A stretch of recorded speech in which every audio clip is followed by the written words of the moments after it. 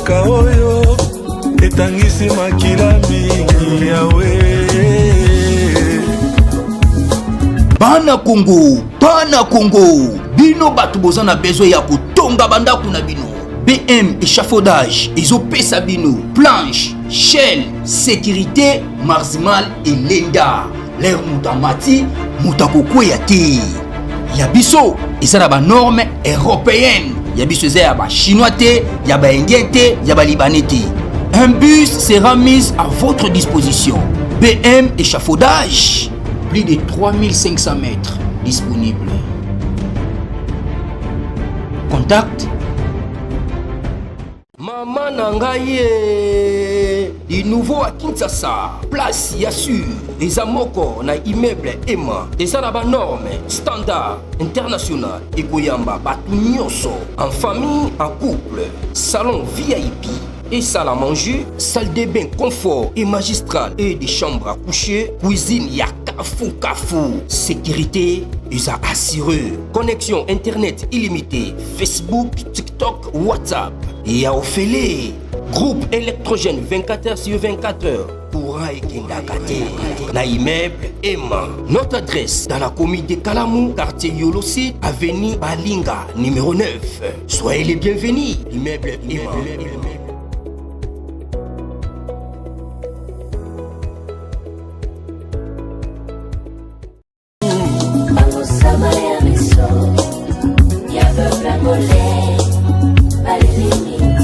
RDC Zamberanguya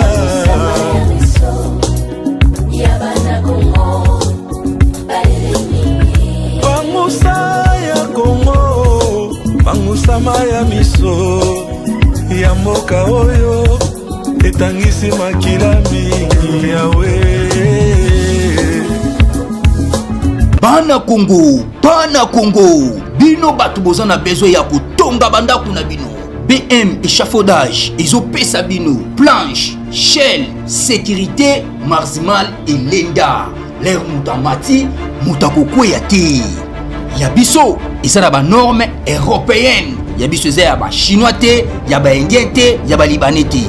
Un bus sera mis à votre disposition. BM échafaudage, plus de 3. Mbote bandeko balandi ya magazine d'actualité Christian chez vous biskeno so pozui libaku ya kolanda biso mokolo ya lelo. C'est la fin ya Paul Kagame. C'est la fin. C'est la fin de Paul Kagame. Tant que c'est évident que chaque chose a un début et une fin. C'est sa fin maintenant. Ce qui se passe dans la Maison Blanche, il y a un émissaire, il y a Trump, à autour recevoir opposant nyonso oba kima ba utu même moi na bien rimana ya bosen kombo na ina moko azalaki moko président Seliba yamba qui a ba commandé en tout cas ba yambi bango na Maison Blanche. Ils ont parlé. Kagame pensait que il n'y a que lui yende va contrôler politique à Congo opposition maintenant azu ko fimbu ya solo. Alors ce vrai fimbu na États-Unis ba auto yamba ba opposant rwandais au dans l'exil parmi bango bana ya Abiyarimana parmi bango na émissaire ya Trump na Rwanda démocratie ça va rater. Quand il parle ici, bonne gouvernance, tout ça, est-ce que au Rwanda, il y a la démocratie? Non. Maintenant, les États-Unis veulent maintenant, les États-Unis veulent maintenant imposer la démocratie au Rwanda.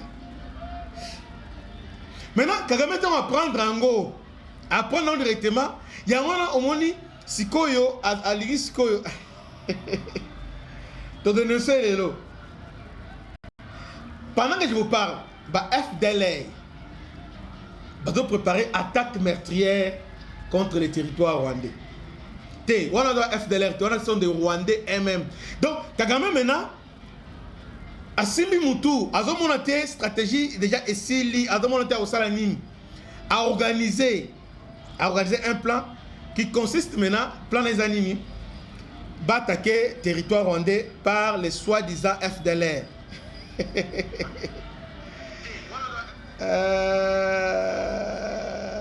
Soi-disant FDLR attaquer territoire rwandais. Patrick Mouya auto les sikoyo donc on a tout le top Congo 12 Patrick Mouya auto dénoncé hein. Bazo pour un complot qui va FDLR attaquer au Rwanda. Elle est trouvé bandawana ba FDLR tout ça. Non, FDLR c'est le Rwanda. FDLR oh il y a les lots autrement les lots et là service à renseignement rwandais. Donc il va créer le Momboya, va créer Bazoba États-Unis. Kozoba voilà. Zamon, FDLR attaqué territoire rwandais. Non, c'est faux. Toboy Yango, c'est faux. FDLR attaqué. Yango no mikolo yo, actualité CD, FDLR attaqué côté Ninguna. Il a déjà plan na bango. Balingi sur FDLR. Pour pas justifier présence de bango na Congo, il y a FDLR au Congo. Voilà d'ailleurs FDLR et doit attaquer Rwanda. Depuis tout ce temps, FDLR Rwanda, les lots de FDLR maintenant, il a attaqué Rwanda. États-Unis ada au courant na nyonso wana. Yango bato yambasko ba opposant rwandais. Bon on son peuple démocratique donc on son peuple o ekoya na Rwanda mikolo. On peut voir mikolo na Rwanda mikolo. Bozela ba omona. Rwanda tient seulement à l'aise donc à Rwanda ba opposant nyonso Congo. Ba société civile ba yeba tous les opposants congolais ba yeba na Rwanda. Ayi bango tout. Mais si on tourne à part Kagame, na ministre affaires étrangères congolais, obi posani obi politicien na Rwanda to yeba ngote. Mais bango yeba tudion so même ba cette kuni banane tout ba yebi tout parce que c'est eux maintenant qui terre les ficelles. Maintenant les États-Unis sont comprendre. Seule façon que parmi les méthodes plutôt au Rwanda pour nous casser bango, c'est la démocratie. C'est la démocratie. C'est la démocratie. Bah non, ben ça ce qu'on va créer quoi trouble tout ça et que Simba les sous des États-Unis a trouvé déjà faut pas venir voir. Ils à mon côté. Ils à mon côté. Dans les jours qui viennent, ça va chauffer, ça va péter au Rwanda. C'est tout. Cette raconte, bazo là la té bazo mais États-Unis a solo ligne na ba opposant. Asole na bangoni ayebisi bangoni ayebisi bangoni bazo raté. Ah c'est fini pour Kagame, c'est la fin, il y a règne, il y a terreur dans le niveau sous-région, c'est la fin, il y a Kagame. On ne s'oppose pas à la grande puissance, c'est les ennemis qui doivent fabriquer Paul Kagame. Tu fais les Sakendaki consulté les Américains, les gens passaient à Okendénani, Maris, mais ce sont les Américains qui ont fabriqué Paul Kagame. Aza agent na bango. Ce sont eux qui l'ont fabriqué. Il n'y a que et Ndebako mettre fin à l'histoire. Ça chauffe maintenant. Quand Trump disait que guerre aussi là, toutes les questions et pas moi si on a. Alors est-ce que dans quelques jours seulement, cette guerre va prendre fin. Aïeba déjà il a tous les éléments. Baïmba opposant rwandais, ba sololi, ba briefé, on peut talissiper Trump, émissaire à Trump, tala boye. Est-ce que vous savez qu'au Rwanda, les Hutus sont au moins 80%? Ils sont marginalisés. Au Rwanda, il n'y a pas la démocratie, tous les officiers armés, ce sont des Rwandais, ce sont des Tutsis. Naba ministère, partout, Tutsi. Hutu dans l'autre côté. Mais chez nous ici, alors que chez eux, c'est le tribalisme à outrance. Maintenant, Sololina émissaire à Trump, bataille servité. Tu ne sois pas démocratie. Tu ne sois pas démocratie. FDLR, Basila, donc il les a pourchassés avec Kabila et tout ça. Au Bazawana, Bazawa Oya recycla. Bajar renseignement Rwanda recycla. Azol Ngola Tsabiso Batouana qui sont des FDLR. Combien de généraux FDLR les lobes sont vivants? Félix en 2019 a rencontré un pouvoir à Bomaki, généraux Batikalaki, ils ont été tués par Rwanda. Et on a Vincent Karika, les gars, top comment pour dire que non, c'est fini, mais maintenant c'est à FDLR, ils allaient se soutenir. Ils allaient se soutenir. C'est fini. Kagame, au cours de soutenu. Maintenant, Paul Kagame, il va encore mentir. Qu'est-ce qui va se passer?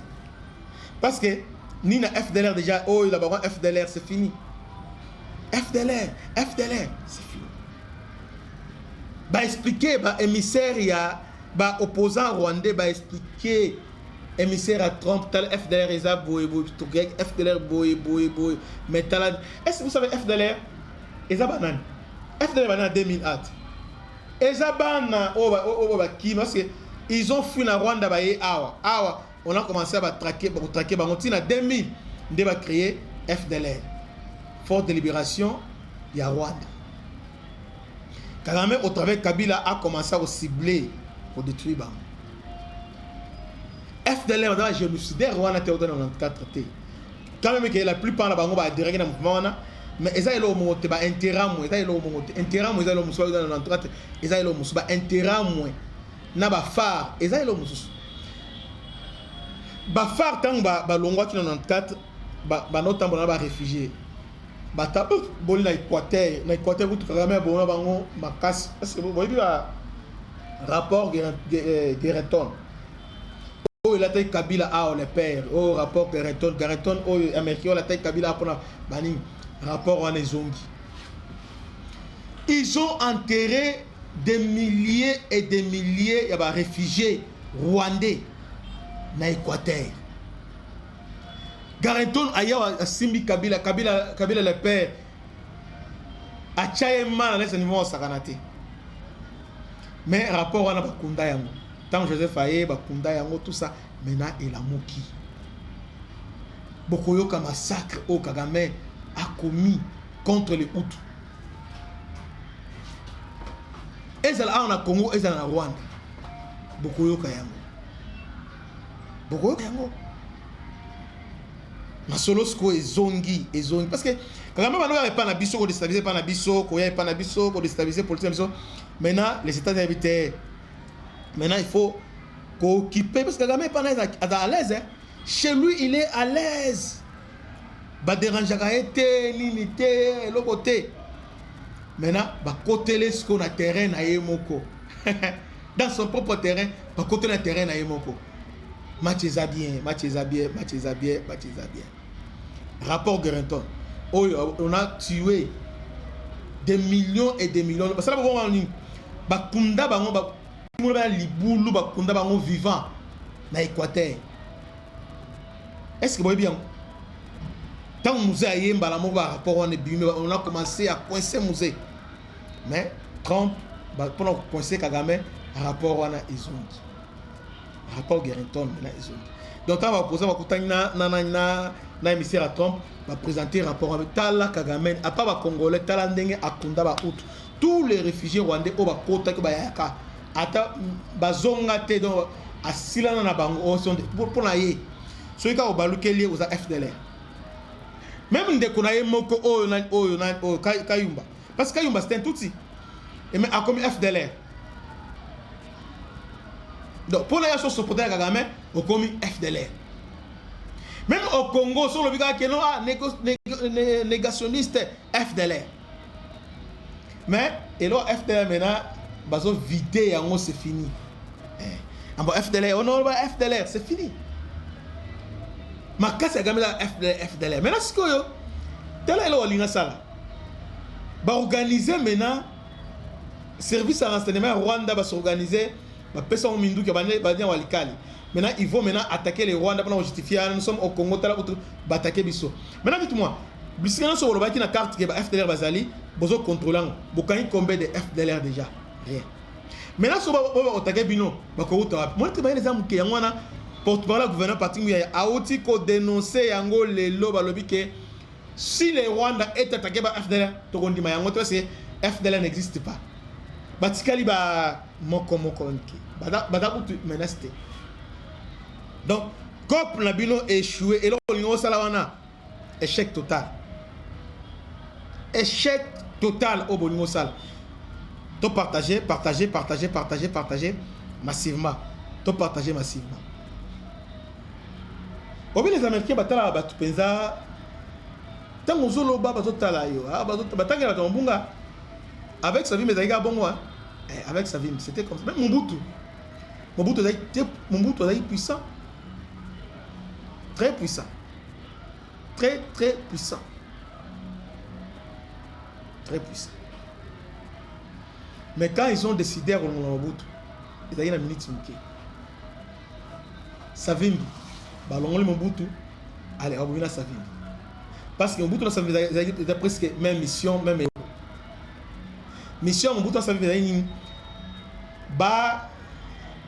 gendarme au niveau de l'Afrique centrale contre le communisme.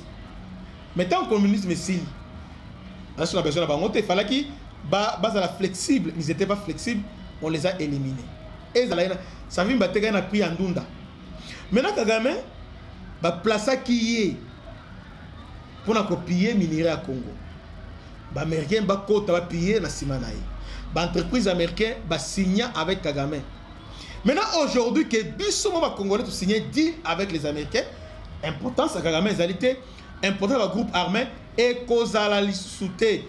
Pendant que je vous parle, Boyo Kanan le loko, Boyo Kanan le loko, parce que Bino Bolinga va infoter.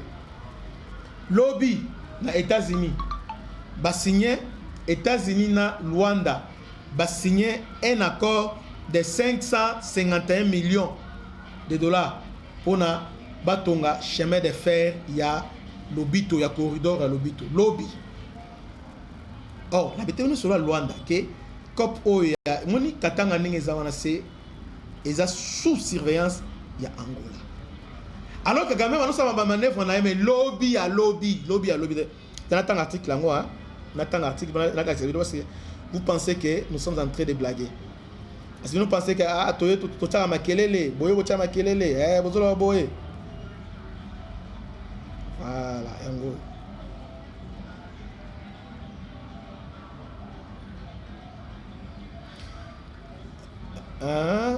Les États-Unis ont signé mercredi un prêt de 553 millions destiné à moderniser en Angola la ligne ferroviaire stratégique du couloir de Lobito, reliant les ports de la frontière avec la RDC riche en minerais, ont annoncé l'agence américaine, donc l'agence américaine DFC et les gouvernements angolais.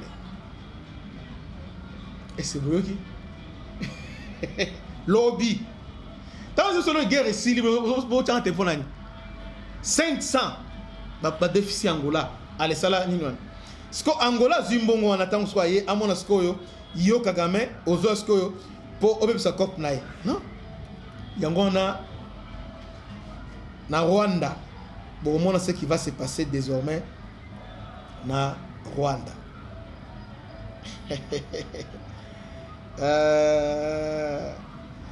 Pour les stratèges, déjà, ils comprennent déjà que c'est fini. C'est fini. Oh, président Keluka aide d'Angola, aide Angola, qui oh, Angola, ici, président, va négocier. Dialogue, il n'y aura pas de dialogue. À votre manière, il n'y aura pas de dialogue. Au moins, cardinal Bananyoso, Namaye, wo, bazo basote, nata cardinal Azap, bah oui que c'est fini. Cop Nabangoa, et Sili, Kwajik, c'est fini. Tout partager, partageons massivement, tout partager massivement. Que Dieu vous bénisse, restez branchés. Toujours lancer troisième partie, Museveni Aouti. Aouti qui a convoqué conférence dimanche à Lobby. Toujours la troisième et dernière partie, il y a Mokolo, il y a Lelo. Restez branchés. 5 minutes seulement, toujours relancé pour Museveni.